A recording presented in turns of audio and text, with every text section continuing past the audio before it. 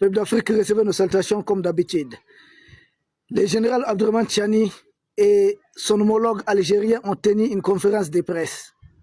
C'est là que les trolls de la jeune française, les trolls de certains politiciens ici, des politicards, à la fille de moindres détails pouvant nuire au Mali, pouvant nuire à l'unité de l'AES, ont essayé de s'attarder sur un point lors de cette conférence de presse, disant que le général Abdourahmane Tiani a dit aucun pays africain, aucun pays ne devait. J'ai dit, mais vous n'avez rien compris. C'est le conditionnel qui a été employé. En plus, c'est l'interrogation indirecte. Quand on est en visite dans un pays, c'est-à-dire on est face à son hôte, il y a des formules de courtoisie qu'il faut savoir utiliser. Et le général Abdourahmane Tiani est très fort. Il a taclé indirectement la gente algérienne. Parce que c'est comme si je disais, moi je ne peux pas comprendre que vous soyez aujourd'hui au service de la gente française contre nous autres Africains. Mais je n'ai pas dit que vous n'êtes pas en train de faire ça pour Emmanuel Macron.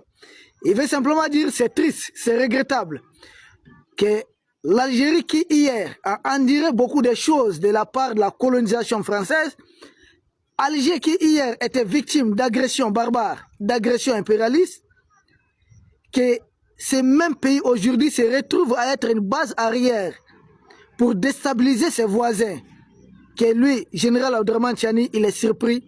Et une façon de dire, on condamne cela. C'est ce qui a été dit, mais en utilisant le conditionnel. Regardez bien.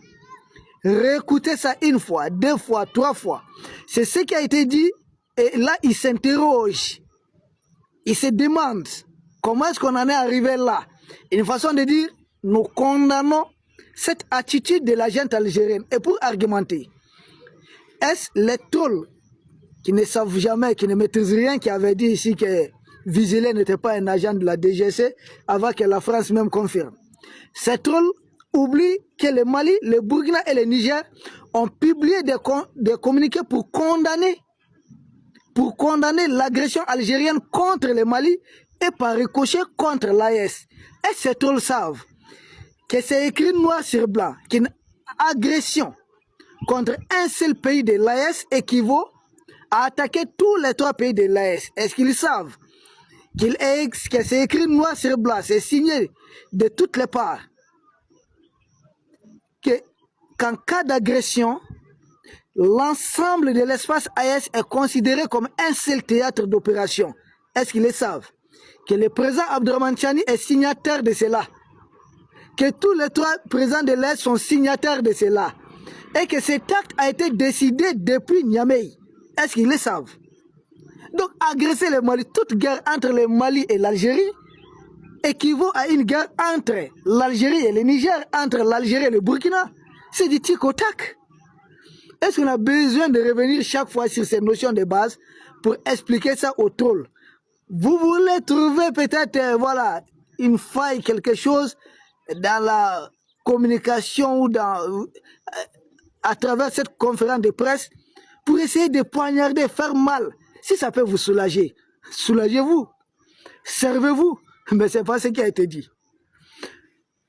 Je vous renvoie à certains, je parle des trolls, hein, je les renvoie à certaines notions basiques. Hein. Il s'agit de l'explicite et de l'implicite. Ils savent pas ce que ça veut dire? La dénotation, la connotation. Ils ne comprennent pas ça? Ils ne savent pas ce que veut dire le sous-entendu. Le général Abdourahmane Tiani, il ne peut pas être face au président algérien, quand même, en territoire algérien, dire je condamne votre agression contre le Mali. Attendez, c'est pas comme ça que ça fonctionne, hein? À un certain niveau, non, pas comme ça. Ce n'est pas comme ça que ça fonctionne. Mais certains d'entre eux se disent conseillers de certains politiciens. Mais c'est comme ça que vous conseillez vos maîtres. Ou bien vos maîtres, là, c'est comme ça qu'ils sont conseillés. Ça n'a aucun sens. Le général Abdourahmane Tiani, c'était président en exercice d'un pays membre de l'AES. Il s'agit du président en exercice du Niger. L'AES, si on peut se permettre de l'expression, est né en territoire du Niger, en territoire nigérien. Et qui était président, c'est bien l'actuel président, le général Abdourahmane Tiani. Donc quand il va en Algérie, on l'a déjà hier, on est revenu là-dessus, J'avais déjà parlé de ça une fois, une deuxième fois hier. Sans doute, il essaie de décanter certaines situations entre le Mali et l'Algérie. Et ce signal, c'est pourquoi il a essayé d'effleurer la question en conférence de presse. Sinon, son voyage était centré principalement autour du gazoduc. Et c'est un accord entre le Niger, l'Algérie et le Nigeria. Mais la question du Mali a été au menu des discussions parce qu'il le faut. Et le général Abdourahmane Tiani le dit dans son intervention. Et il dit implicitement que l'Algérie doit travailler à calmer la situation avec ses voisins. Parce que la mise en œuvre de ce projet de gazoduc qui doit être lancé selon le président algérien juste après le mois de Ramadan.